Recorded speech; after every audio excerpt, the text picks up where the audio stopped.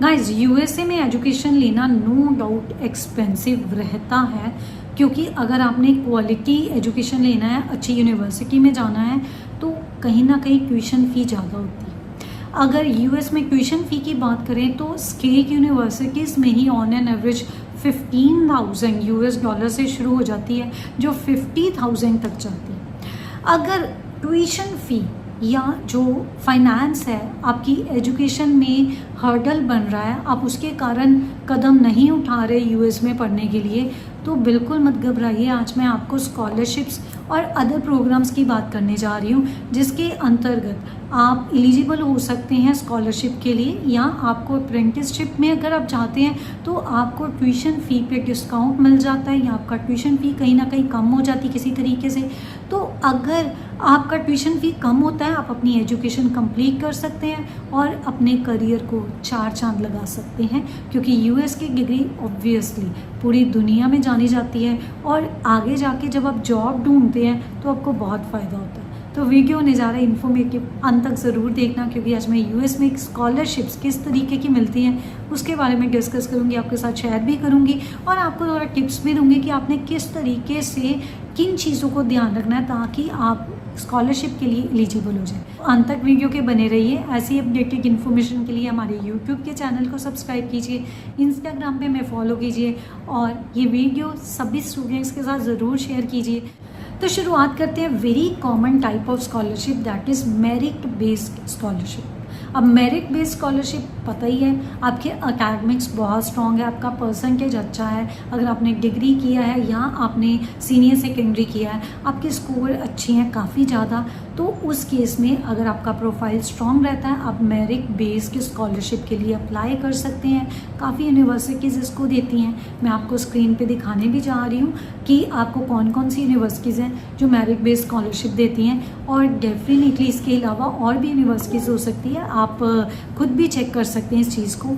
अब merit base में academics के साथ साथ जीआरई जीमेट के स्कोर को भी कंसिडर किया जा सकता है फॉर मेरिट बेस्ड स्कॉलरशिप। कई बार कई ऐसी यूनिवर्सिटीज़ हैं जहाँ पर अगर आपका जीआरई का स्कोर अच्छा है तो आप मेरिट बेस्ड स्कॉलरशिप के लिए एलिजिबल हो जाती हैं। सो ये उन स्टूडेंट्स के लिए जिनका प्रोफाइल बहुत अच्छा है, आई मीन टू से जिनके अकेडमिक स्कोर या जीआरई जीमेट का स्कोर अच्छा है। नीड ब्लाइंड, नीड अवेयर और नीड बेस्ड स्कॉलरशिप की बात करने जा रही हूँ।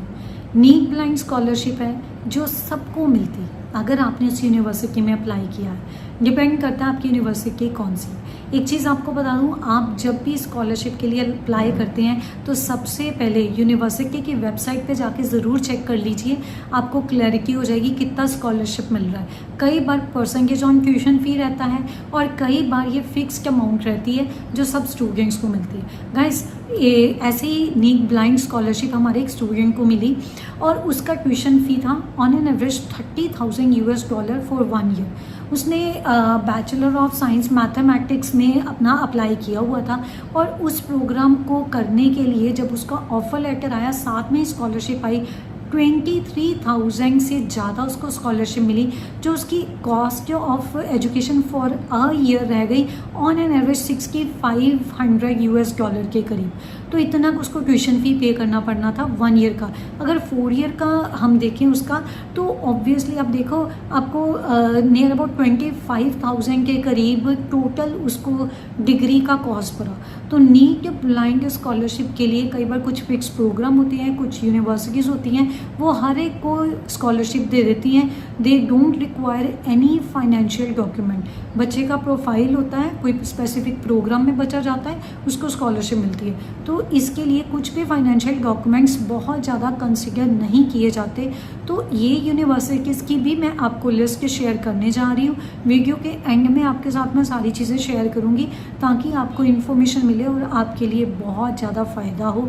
गाइस, ये वीडियो बहुत ज़रूरी है उन स्टूडेंट्स के लिए जिनके लिए फंड्स या पैसा रुकावट बनता है उनकी एजुकेशन के लिए, उनकी फर्दर स्टडी इन यूएस के लिए। तो ये यूनिवर्सिटीज़ आप कंसिडर कर सकते हैं। बार बार बोल रही हूँ, एक बार यूनिवर्सिटी की वेबसाइट पे जाके ज़रूर चेक करिए। अब बात करते हैं नीड अवेयर स्कॉलरशिप की। नीड अवेयर जो स्कॉलरशिप रहती है वो यूनिवर्सिटीज़ की जो एडमिशन टीम है, यूनिवर्सिटीज़ का जो क्राइटेरिया है उसके ऊपर डिपेंड रहती है। इस केस में आपको अपने फाइनेंशियल डॉक्यूमेंट सबमिट करवाने पड़ते हैं और अगर आपकी एबिलिटी होती है ट्यूशन फ़ी पे करने की तो हो सकता है आपको ये स्कॉलरशिप ना मिले। तो इसीलिए फाइनेंशियल्स कंसीडर किए जाते हैं इस केस में। तो आपने फिर भी आपके साथ मैं इसकी लिस्ट ज़रूर शेयर करूंगी at the end of the video, आप कंसीडर कर सकते हैं। और इन केस अगर आपकी इनमें से कोई भी ऑप्शन है, आप इस यूनिवर्सिटी में जाके अप्लाई करना चाहते हैं तो डेफिनेटली कंसीडर कर लीजिए। और अगर वो आपके जैसे डॉक्यूमेंट्स मांगते हैं फाइनेंस के तो आप उनके साथ शेयर कर दीजिए। Lucky ones can get scholarship. अब बात करते हैं need based scholarship. Guys, need based scholarship होती है कि जिनको ज़रूरत है। जैसे मैंने बोला काफ़ी ऐसे स्टूडेंट्स हैं जिनके लिए जब वो एजुकेशन लेते हैं और वो एक रुकावट बनती है वो है खर्चा। ट्यूशन फ़ी पे करना बहुत मुश्किल है, लिविंग एक्सपेंस भी है, आपको और भी चीज़ें अपनी बेयर करनी पड़ती हैं। तो उस केस में कई बार ट्यूशन फ़ी पे करना मुश्किल हो जाता है, स्टूडेंट सफ़र करते हैं, स्ट्रेस्ड हो जाते हैं। तो इस केस में आती है नीड बेस्ड स्कॉलरशिप। और नीड बेस्ड स्कॉलरशिप के लिए डेफिनेटली आपसे आपके फाइनेंशियल डॉक्यूमेंट्स मांगे जाते हैं। तो आपके फाइनेंशियल डॉक्यूमेंट्स को असेस करके यूनिवर्सिटी डिसाइड करती है। अगर उनको लगता है आपको ज़रूरत है तो डेफिनेटली आपको स्कॉलरशिप मिल जाती है।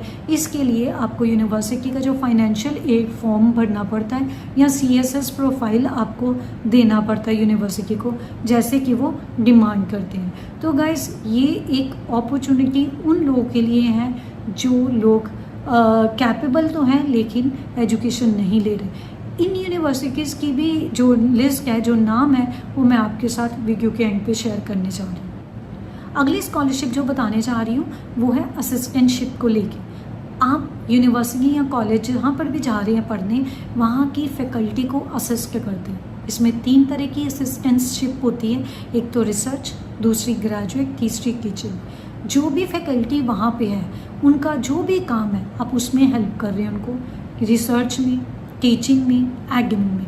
क्योंकि जब जो फैकल्टी मेंबर्स होते हैं वो डेफिनेटली उनको रिसर्च भी चाहिए होता है, कुछ सिर्फ टीचिंग पे फोकस करते हैं। और वहाँ पर आपको पता है US में टीचिंग जो है वो रिसर्च ओरिएंटेड है काफ़ी हद तक। तो ऑब्वियसली उसमें काफ़ी चेंजेस, काफ़ी अपडेट्स होते रहते हैं, तो रिसर्च चलती रहती है। उस केस में या जो फैकल्टी का एडमिन वर्क रहता है, चाहे वो रजिस्टर मेंटेनेंस करना या कुछ इस तरीके के काम करना जो एडमिन वर्क रहते हैं, उस केस में अगर आप अपने ट्यूटर को, जो आपके प्रोफेसर्स हैं, फैकल्टी है वहाँ पे, उसको असेस करते हो तो वो डेफिनेटली आपको अमाउंट पे करते हैं या आपको एक स्कॉलरशिप मिल जाती है जिसको आप यूज़ कर सकते हैं अपनी ट्यूशन फ़ी पे करने के लिए। तो ये वेरी करती है अमाउंट। डेफिनेटली आप इसके लिए आपको मैं टिप दूंगी, आप जिस भी यूनिवर्सिटी में जा रहे हो वहाँ के प्रोफेसर्स को अप्रोच कर सकते हो और जब आप वहाँ पे जाते भी हो अपनी स्किल्स को बता सकते हो। तो कुछ ना कुछ ऐसी चीज़ें, आपकी जो स्किल्स हैं, जो आपकी क्वालिटीज़ हैं, आप उनको हाईलाइट कर सकते हो। तो डेफिनेटली आप एलिजिबल हो सकते हैं इन स्कॉलरशिप के लिए। So guys, this is all about today's video. ये काफ़ी इन्फॉर्मेटिव और यूनिक वीडियो है। उन स्टूडेंट्स के साथ ज़रूर शेयर करो जो US में पढ़ना चाहते हैं, क्योंकि आजकल US में स्टडी करने का ट्रेंड बहुत ज़्यादा है। काफ़ी ऐसे स्टूडेंट्स हैं जो US में जाके अपना स्टडी करके अपना ड्रीम जो है वो फुलफ़िल करना चाहते हैं और US की एक डिग्री लेना चाहते हैं, अपना करियर जो है ब्राइट करना चाहते हैं। सो गाइस, कोई क्वेश्चन है आप पूछ सकते हैं।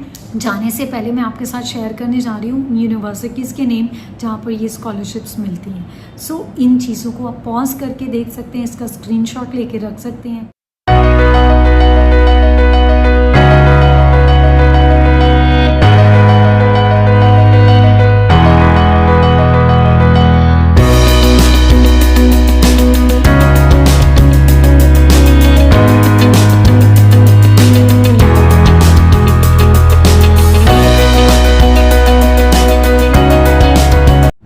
चैनल को सब्सक्राइब ज़रूर कीजिए, इंस्टाग्राम पे मैं फॉलो ज़रूर कीजिए ताकि आपको ऐसी क्वालिटी इन्फॉर्मेशन रेगुलर बेसिस पे मिलती रहे।